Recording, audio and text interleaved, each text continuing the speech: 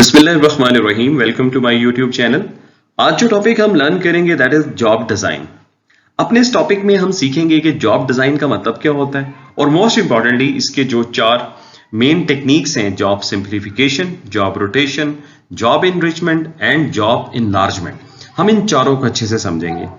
Video शुरू करने से पहले मैं आपसे गुजारिश करूंगा, अगर आप हमारे इस चैनल पर नए हैं तो please do subscribe our channel and don't forget to press the bell icon ताकि आप हमारी हर आने वाली नई वीडियो को देख सकें।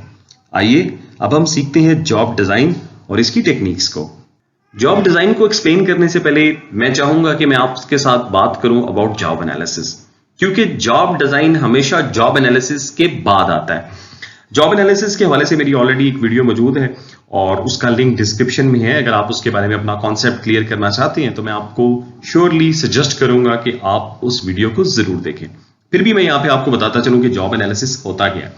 जॉब एनालिसिस बेसिकली एक प्रोसेस का नाम है जिसमें आप किसी भी पोजीशन की ड्यूटीज और रिस्पॉन्सिबिलिटीज को डिटरमाइन करते हैं। साथ साथ आप उन ड्यूटीज और रिस्पॉन्सिबिलिटीज को परफॉर्म करने के लिए इंडिविजुअल के हवाले से भी बताते हैं कि उस इंडिविजुअल के पास क्या required qualification, knowledge, abilities, skills होनी चाहिए। तो ये तो हुआ जॉब एनालिसिस। जॉब एनालिसिस के एक्चुअली 2 कंपोनेंट्स होते हैं। एक है जॉब डिस्क्रिप्शन, जिस तरह मैंने अभी आपको बताया। आप जॉब डिस्क्रिप्शन में जॉब को डिस्क्राइब करते हैं, क्या डिस्क्राइब करते हैं कि क्या ड्यूटीज और रिस्पॉन्सिबिलिटीज होंगी। इसी तरह जॉब दूसरा कंपोनेंट है जॉब स्पेसिफिकेशन, और उसमें आप बताते हैं कि जो इंडिविजुअल रिक्वायर्ड है टू परफॉर्म द जॉब, उसके पास क्या रिक्वायर्ड नॉलेज, स्किल्स, एबिलिटीज होंगी। ये तो हुआ जॉब एनालिसिस। अब हम बात करें जॉब डिजाइन की, तो जॉब डिजाइन का मतलब क्या हुआ, वर्ड के ऊपर आप गौर करें। जॉब को डिजाइन करना मतलब कि जॉब को इस तरीके से डिजाइन किया जाए कि एम्प्लॉय उसमें इंगेज रहे और उस एम्प्लॉय को जॉब परफॉर्म करने में इंटरेस्ट पैदा हो और इवन उसको वो जॉब करना उसको अच्छा लगे, तभी आप उस एम्प्लॉय को ऑर्गेनाइजेशन में रिटेन कर सकते हैं। जिस तरह ये लिखा हुआ है फर्स्ट में आप देखें, job design is about deciding the content of the job in terms of its duties and responsibilities. मतलब कि किसी भी पोजीशन या जॉब के कंटेंट को डिसाइड करना in terms of duties and responsibilities, जो भी परफॉर्म करनी होती है, जॉब डिजाइन कहलाता है। अब मैं यहां पे आपको एक फर्क समझा दूं, दोबारा मैं इस चीज के ऊपर एम्फेसाइज करूंगा, the difference between job analysis and job design. अमूमन स्टूडेंट्स जो है वो कंफ्यूज हो जाते हैं कि जॉब एनालिसिस क्या चीज है और जॉब डिजाइन क्या है। दोनों में तो आप एक ही काम कर रहे हैं, लेकिन इनमें बहुत बड़ा फर्क है। वो फर्क क्या है मैं आपको बताता हूं। देखिए, जॉब एनालिसिस में आप जॉब को क्या कर रहे हैं, एनालाइज कर रहे हैं, और एनालिसिस करते हुए आपने 2 आउटकम्स ड्राइव किए। एक आउटकम क्या है, जॉब डिस्क्रिप्शन, मींस जॉब को डिस्क्राइब किया आपने, अभी तय नहीं किया कि आपने क्या करना है, जस्ट डिस्क्राइब किया, बयान किया आपने। और उसमें आपने क्या बयान किया है कि उस जॉब की क्या ड्यूटी हो सकती है, उस जॉब की क्या रिस्पॉन्सिबिलिटीज हो सकती हैं, क्या क्या टास्क उसमें परफॉर्म किए जा सकते हैं। तय नहीं किया, डिस्क्राइब कर रहा हूं, दोबारा एम्फेसाइज कर रहा हूं वर्ड के ऊपर, डिस्क्राइब करना। इसी तरह दूसरा जॉब स्पेसिफिकेशन, जिसमें इंडिविजुअल्स के बारे में बताया जाता है। जब आप जॉब एनालाइज कर लेते हैं, आपको पता चल जाता है कि एक जॉब की या एक पोजीशन की क्या ड्यूटीज और रिस्पॉन्सिबिलिटीज हो सकती हैं। अब ऑर्गेनाइजेशन क्या करती हैं, ऑर्गेनाइजेशन फिर वो तय करती हैं कि हमारे लिए क्या बेहतर है, कौन सी ऐसी वो ड्यूटीज और रिस्पॉन्सिबिलिटीज हैं जिनको परफॉर्म करके हमारी ऑर्गेनाइजेशन का गोल अचीव होगा।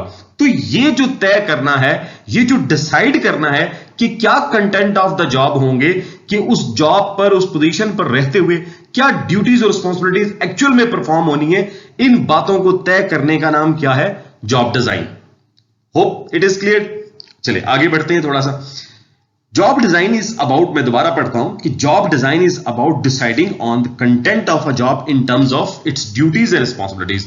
तो मतलब यह हुआ कि हम जॉब डिजाइन करते हुए यह फैसला करते हैं कि किसी भी पर्टिकुलर पोजीशन की क्या ड्यूटीज और रिस्पॉन्सिबिलिटीज होंगी, मींस के कंटेंट ऑफ जॉब क्या होंगे, ABCD काम। अब आपने तय कर लिया, फैसला कर लिया कि वो काम क्या करना है। Next is, it is about deciding methods to be used in carrying out the job in terms of techniques, systems and procedures, and on the relationship that should exist between the job holder and his superior, subordinates and colleague। मतलब क्या इस बात का मतलब ये कि job design में ना सिर्फ आप जॉब का कंटेंट डिसाइड करते हैं, बल्कि यह भी तय किया जाता है कि उस जॉब को परफॉर्म करने के क्या मेथड होगा, कि आप उस जॉब को किस तरीके से परफॉर्म करेंगे, कौन सी टेक्निक यूज की जा सकती है, कौन सा सिस्टम, कौन सा प्रोसीजर, कौन सा टूल इस्तेमाल होगा उस जॉब को परफॉर्म करने के लिए। फिर उस जॉब में जो है सबॉर्डिनेट्स के साथ रिलेशनशिप कैसा होगा, सुपीरियर के साथ रिलेशनशिप कैसा होगा, कुलीग्स के साथ रिलेशनशिप कैसा होगा, इन सब बातों को तय करना जॉब डिजाइन कहलाता है। तो याद रखें, जॉब जो है एनालिसिस के अंदर आप क्या करते हैं, बेसिकली मैं दोबारा रिपीट कर दूं कि आपने एक रिसर्च की है, आपने रिसर्च की और रिसर्च के मुताबिक आपने किसी भी जॉब को डिस्क्राइब कर दिया कि उसकी ड्यूटीज और रिस्पॉन्सिबिलिटीज क्या होती हैं। लेकिन फाइनली जब आप डिसाइड करते हैं कि क्या क्या काम करने हैं, कौन कौन सी ड्यूटी जो है वो परफॉर्म करनी है, वो फिर आप कहां पे करेंगे, वो जॉब डिजाइन करेंगे। मीन आपने जॉब को डिजाइन कर लिया, आपने तय कर लिया कि क्या ड्यूटी और रिस्पॉन्सिबिलिटी जो है वो परफॉर्म करनी होती है। एक बात याद रखें कि जॉब एनालिसिस रोज रोज नहीं होते।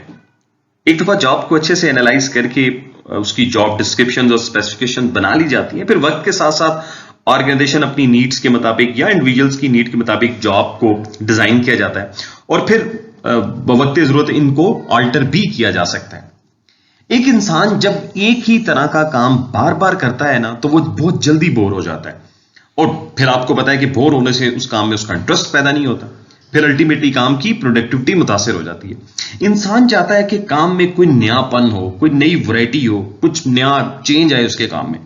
तो इसी तरह जब यही इंसान किसी ऑर्गेनाइजेशन में एज एम्प्लॉय के तौर पर काम करता है, तो वहां पर भी वो एक ही तरह के कामों को बार बार करने से जो है वो एग्जॉस्ट हो जाता है, बोर हो जाता है और अल्टीमेटली क्या होता है, उसकी परफॉर्मेंस जो है वो मुतासिर हो जाती है। फिर ऑर्गेनाइजेशन क्या करती है, इस एम्प्लॉय की परफॉर्मेंस को बेटर करने के लिए या उसकी जॉब में कोई नया चेंज लाने के लिए they use 4 basic techniques that are commonly used by the organization for designing and redesigning all types of job. वो 4 टेक्निक्स क्या हैं? Job rotation, job enlargement, job enrichment and job simplification. ये चारों टेक्निक्स बहुत ज्यादा इंपॉर्टेंट है। खासतौर पे मैं ज्यादा एम्फेसाइज करूंगा 2 टेक्निक्स जो हैं, जॉब इनलार्जमेंट और जॉब एनरिचमेंट। ये बहुत ज्यादा फेमस हैं, बहुत ज्यादा ये कॉमनली यूज की जाती हैं और खासतौर पे एग्जामिनेशन पॉइंट ऑफ व्यू के ऊपर मोस्टली क्वेश्चन जो है वो इन दोनों टेक्निक्स के हवाले से पूछे जा सकते हैं। तो वन बाय वन मैं हर एक को एक्सप्लेन करता हूं। सबसे पहले है job rotation. Job rotation is shifting of an employee from one job to another within a working group. It aims at adding variety and reducing burden by introducing a variety of task in the existing work profile of employee. क्या मतलब है इस बात का? मतलब ये कि job rotation से मुराद ये है कि किसी एम्प्लॉय को एक काम से दूसरे काम पर शिफ्ट कर देना, जॉब रोटेशन कहलाता है। इस रोटेशन का मकसद ये होता है कि एक तो नए काम पर शिफ्ट होने से एम्प्लॉय को नई वैरायटी ऑफ जॉब मिलती है, दूसरा एक ही तरह का काम कर करके वो बोर हो जाता है, एग्जॉस्ट हो जाता है, तो उसकी बोरियत को कम करने के लिए उसकी जॉब को रोटेट कर दिया जाता है ताकि उसकी वर्क परफॉर्मेंस बेहतर रहे, उस एम्प्लॉय का एफिशिएंट यूटिलाइज किया जा सके। हाँ, ये बात बहुत ज्यादा इंपॉर्टेंट है कि जॉब रोटेट करते हुए इस बात का ख्याल रखा जाता है कि जो नया काम आप उस एम्प्लॉय को दे रहे हैं वो उसके सेम लेवल का हो। अब हम जरा जॉब रोटेशन को इस डायग्राम की मदद से समझते हैं। फॉर एग्जांपल, एक एम्प्लॉय है, उसको टास्क ए परफॉर्म करने को दिया जाता है। कुछ अरसे बाद वो एम्प्लॉय टास्क ए को परफॉर्म करते करते बोर हो जाता है, तो उसके काम में नई वैरायटी के लिए उसको टास्क बी दे दिया जाता है कि ठीक है, आप ए नहीं करना करके एग्जॉस्ट हो गए, आप टास्क बी कर लें। फिर जब वो टास्क बी को परफॉर्म करते करते एग्जॉस्ट हो जाता है तो फिर उसको टास्क सी दे दिया जाता है। फिर जब टास्क सी से वो एग्जॉस्ट होता है तो उसको टास्क डी दे दिया जाता है। फिर जब टास्क डी से वो बोर होता है तो वापस उसको टास्क ए दे दिया जाता है। यूं उसकी फिर रोटेशन की जाती है। इंपॉर्टेंट बात यहां पे क्या है, वो ये कि सर्कल्स का साइज, जो चारों सर्कल्स आप देख रहे हैं, चारों टास्क आप देख रहे हैं, वो सेम है, जिसका मतलब ये है कि एम्प्लॉय की जॉब रोटेट करते वक्त जो नया टास्क, जो नया काम उसको दिया जा रहा है वो एम्प्लॉय के सेम लेवल का है, ना तो वो एम्प्लॉय से ऊपर के लेवल का है, ना ही उसके नीचे लेवल का है। अब इस रोटेशन का फायदा ये होगा कि एम्प्लॉय को एक तो अपने काम में नई वैरायटी मिलेगी और साथ साथ वो इन चारों कामों को भी अच्छे से समझ लेगा। This is the major benefit of job rotation. Next is job enlargement. देखिए, इनलार्जमेंट का क्या मतलब होता है? इनलार्जमेंट का मतलब होता है बढ़ा देना। तो जॉब इनलार्जमेंट क्या हुई? जॉब को बढ़ा देना। मजीद हम इसकी डेफिनेशन को देखते हैं। Job enlargement refers to increase more task and duties to the employees at the same level. In other words, job enlargement intends to add similar tasks or activities to the existing work profile of employees to make their jobs more interesting. It is horizontal expansion of job. मतलब क्या है इस बात का? मतलब ये कि employee जो एक काम कर रहा होता है तो उसके काम को बढ़ा देना जॉब इनलार्जमेंट कहलाता है। फॉर एग्जाम्पल, एक एम्प्लाई जो एक काम करते करते बोर हो जाता है तो आप उसकी बोरियत को कम करने के लिए आप उसके काम को बढ़ा देते हैं। मींस कि जो काम वो ऑलरेडी कर रहा था ना, साथ में आप उसको और एडिशनल काम भी दे देते हैं। लेकिन ये चीज यहां पे आप जरूर मेक श्योर करते हैं कि जो भी एडिशनल काम आप उसको दे रहे हैं वो उसके सेम लेवल का हो। जरा हम डायग्राम से समझते हैं। फॉर एग्जाम्पल, एक एम्प्लाई है जो टास्क ए कर रहा है और टास्क ए को करते करते वो एग्जॉस्ट हो जाता है, बोर हो जाता है। तो उसके काम को फिर क्या है, उसकी बोरियत खत्म करने के लिए, उसके काम में जो है नया एक चेंज लाने के लिए तो उसके काम को बढ़ा दिया जाता है। उसको कहा जाता है कि भाई आप टास्क ए तो कर रहे हैं, साथ में आप जो है वो टास्क बी भी करें। और जब वो टास्क बी करके एग्जॉस्ट हो जाता है, बोर हो जाता है, उसको कहते हैं कि अच्छा यार आप साथ में टास्क सी भी कर लो। आप यहां नोट करें कि इंप्लाई के काम को इनलार्ज किया गया है, बढ़ाया गया है। मतलब कि जब वो टास्क ए कर रहा था और बोर हो गया था तो उसको टास्क बी दे दिया गया, फिर इसी तरह टास्क सी भी दे दिया गया। इंपॉर्टेंट बात क्या है, हॉरिजेंटल एक्सपेंशन है। हॉरिजेंटल एक्सपेंशन क्या है कि जो आप इंप्लाई को एडिशनल टास्क दे रहे हैं वो उसके सेम लेवल के हैं। आप सर्कल का साइज देख लीजिए, वो सेम है, उसकी कैपेसिटी से बढ़कर नहीं कोई काम दिया जा रहा, ना उसके ऊपर के लेवल का ना नीचे के लेवल का। लेकिन यहां पे एक बात मैं आपके साथ जरूर बताता चलूं, जॉब इनलार्जमेंट, अगर सपोज एक एम्प्लाई है जो कहते हैं भाई मैं एक टास्क ए जो कर रहा हूं मैं इसको करते हुए एग्जॉस्ट हो गया, आप उसको कहते हैं कि ठीक भाई आप ऐसा करें, आप साथ में बी काम भी करना शुरू कर दें। अगर तो एम्प्लाई विलिंग वर्कर है फिर तो वो इसको हैप्पीली अडॉप्ट कर लेगा। लेकिन अगर वो काम चोर है, वो इंटरेस्ट नहीं रखता, वो कहता है कि यार मैं तो पहले ही काम से एग्जॉस्ट हो रहा हूं, आप मुझे उल्टा और एक्स्ट्रा काम भी दे रहे हैं, तो फिर जॉब इनलार्जमेंट ऐसे एम्प्लाई के लिए फ्रूटफुल नहीं है। इस चीज का आपने बहुत ज्यादा ख्याल रखना है इवन अपनी प्रैक्टिकल लाइफ में भी, कि जब आप अगर किसी एम्प्लाई की जॉब को इनलार्ज कर रहे हैं तो आपने उसका बिहेवियर जरूर देखना है। अगर तो विलिंग वर्कर है वो तो हैप्पीली एडिशनल काम जो है वो एक्सेप्ट करेगा, क्योंकि एडिशनल काम में आप ये भी मेक श्योर करते हैं कि आप उसको बताते हैं कि भाई ये काम आपकी सिर्फ फटीग और आपकी बोरियत को दूर करने के लिए आपको एक्स्ट्रा काम दिया जा रहा है, और इस एक्स्ट्रा काम करने के लिए आपको कोई पैसे नहीं मिलेंगे, कोई एक्स्ट्रा इंसेंटिव नहीं मिलेगा। तो जो विलिंग वर्कर है वो तो इसको एक्सेप्ट कर लेता है, लेकिन जो विलिंग वर्कर नहीं है वो फिर एग्जॉस्ट हो जाता है, वो बल्कि इस काम को मजीद बर्डन अपने लिए तस्वर करना शुरू कर देता है। तो जॉब इनलार्जमेंट करते हुए इस बात का जरूर ख्याल रखना चाहिए। Next is job enrichment. Enrichment का क्या मतलब होता है? इनरिचमेंट का मतलब होता है इनरिच मींस बेहतर कर देना। तो जॉब इनरिचमेंट का क्या मतलब हुआ? जॉब को बेहतर कर देना। डेफिनेशन को भी देखते हैं। Job enrichment is a method of motivating employees where a job is designed to have interesting and challenging task which can require more skill and can increase pay. It is a vertical expansion of job. मतलब क्या इस बात का? मतलब ये कि job enrichment एक ऐसा तरीकेकार है जिसके जरिए आप एम्प्लॉय को मोटिवेट कर सकते हैं। कैसे? Through designing challenging task, interesting task, जिनको परफॉर्म करने के लिए उसको एम्प्लॉय को फिर एक्स्ट्रा स्किल्स, एक्स्ट्रा एनर्जी जो है रिक्वायर्ड होती है, तभी वो उनको परफॉर्म कर सकता है। और यस, इसका फिर बेनिफिट भी उसको मिलता है in shape of promotion, incentives, increase in salary, and that is vertical expansion of job. कैसे बनाई? जरा हम डायग्राम से समझते हैं मजीद। देखिए, एक एम्प्लॉय है जो टास्क ए परफॉर्म करता है और टास्क ए को परफॉर्म करते हुए वो एग्जॉस्ट हो जाता है, वो फटीग महसूस करने लगता है। मैनेजमेंट उसको बोलती है कि अगर तुम्हारे पास एक्स्ट्रा पोटेंशियल है, तुम ज्यादा मेहनत कर सकते हो, तो तुम्हारे लिए एक चैलेंजिंग जॉब है, दैट इज टास्क बी, जो तुम्हारे से ऊपर लेवल की है। हां, अगर तुम इसको परफॉर्म करोगे तो उसका तुम्हें बेनिफिट भी मिलेगा, कोई प्रमोशन मिलेगी, सैलरी इंक्रीज हो सकती है, कोई इंसेंटिव मिल सकता है, एटसेट्रा। लेकिन उसके लिए तुम्हें एक्स्ट्रा एफर्ट्स की जरूरत है, एक्स्ट्रा एनर्जी की जरूरत है, और वो तुम्हारे लेवल से ऊपर की है। आप देखें, साइज ऑफ टास्क बी जो है वो बड़ा है एज कंपेयर टू टास्क ए। फिर जब वो टास्क बी कर लेता है तो फिर टास्क बी से भी ज्यादा उसको एक चैलेंजिंग टास्क दे दिया जाता है, दैट इज सी। आप देखें कि सी में भी सर्कल का साइज जो है वो इंक्रीज कर गया, मींस कि वो और ज्यादा चैलेंजिंग हो गई है। तो एक हाँ, इसमें ये जरूर है कि काम में वैरायटी तो आ रही है, लेकिन साथ साथ चैलेंजिंग भी हो रहा है, टास्क जो है वो टफ भी होता जा रहा है। एक बात इंपॉर्टेंट है यहां पे, वो ये कि चूंकि एम्प्लॉय का जो टास्क है वो उसके लेवल से ऊपर है, तो फिर इसको आप ये तब ज्यादा सक्सेसफुल हो सकता है, तब इसमें एम्प्लॉय ज्यादा बेहतर काम कर सकता है कि जब उन एक्स्ट्रा टास्क को करने के लिए, उन चैलेंजिंग टास्क को करने के लिए उसके पास एडिशनल स्किल्स भी हो उनसे रेलेवेंट। अगर उसके पास वो स्किल्स नहीं है तो तब वो फिर इसको बर्डन महसूस करेगा।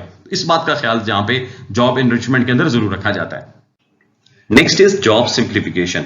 A given job is broken or divided in small subparts, and each subpart is assigned to each employee.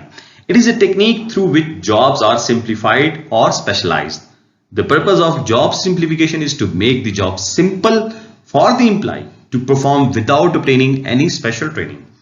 Means कि जॉब को सिंपल कर देना, बिल्कुल वाजे कर देना, आसान बना देना एम्प्लॉय के लिए कि उसको करने के लिए इसको किसी किस्म की स्पेशलाइज्ड ट्रेनिंग की जरूरत ना हो. एक जॉब है उसको ब्रेक डाउन कर देना, उसके मुख्तलिफ हिस्से बना देना. फॉर एग्जाम्पल मैं आपको इसकी एक एग्जाम्पल देता हूं. एक एम्प्लॉय है, वो एक ऑडिशन में कॉल अटेंडेंट के तौर पर काम करता है. वक्त के साथ साथ ऑडिशन का साइज बड़ा होता है, ऑडिशन एक्सपेंड करती है, तो ऑर्गेनाइजेशन जो है वो उस एम्प्लॉय को कहती है कि भाई आज के बाद आप जो है वो रिसेप्शनिस्ट भी होंगे, आपने जो भी लोग आएंगे रिसेप्शन पे आपने उनकी डाटा एंट्री करनी है, उनका नाम वगैरह नोट करना है. फिर कुछ अरसे बाद उसको एक नया काम दे दिया जाता है. उसको ये भी कहा जाता है कि जो लोग गेस्ट आएंगे उन्होंने जिन जिन रेलिवेंट ऑफिसेज में जाना है आपने उनको साथ लेकर आना है एज अ प्रोटोकॉल ऑफिसर. अब ये बहुत सारे काम उसको दे दिए गए, भाई ये उसकी पूरी जॉब है, ये उसकी ड्यूटीज और रिस्पॉन्सिबिलिटीज हैं. अब कुछ अरसे बाद मैनेजमेंट ये फील करती है कि वो जो मिस्टर ए है वो अपनी जॉब से एग्जॉस्ट हो रहा है, वो बोर हो रहा है अपने ये काम करते हुए. अब मैनेजमेंट उसको एक दिन बुलाती है और कहती है कि आप मिस्टर ए, आप चूंकि एग्जॉस्ट हो रहे हैं, you are a good employee, हम आपकी जॉब को सिंपल कर देते हैं. आप ये 3 काम कर रहे हैं, आप हमें बताइए कि आप इन तीनों कामों में से कौन सा काम ऐसा है जो आप बेस्ट कर सकते हैं. मिस्टर ए कहता है कि सर मैं जो कॉल अटेंडेंट की जॉब है मैं वो बेस्ट कर सकता हूं. मैनेजमेंट कहती है ओके फाइन, आप अपनी कॉल अटेंडेंट वाली जॉब जो है, कॉल अटेंडेंट वाला टास्क परफॉर्म करते रहें, जो गेस्ट आएंगे उनकी डाटा एंट्री और उनको ऑफिस तक लेकर जाना, इस काम के लिए हम एक नया बंदा हायर कर लेते हैं. तो यहां पे आपने क्या किया, इस एग्जांपल में आपने जॉब को सिंप्लीफाई कर दिया. मींस कि एक जॉब थी, जो एक काम था, एक बंदा जो ड्यूटीज रिस्पॉन्सिबिलिटीज परफॉर्म करता, उसके डिफरेंट पार्ट्स बना दिए और वो फिर डिफरेंट जो भी उससे रेलेवेंट बंदे थे उनको वो दे दिया गया.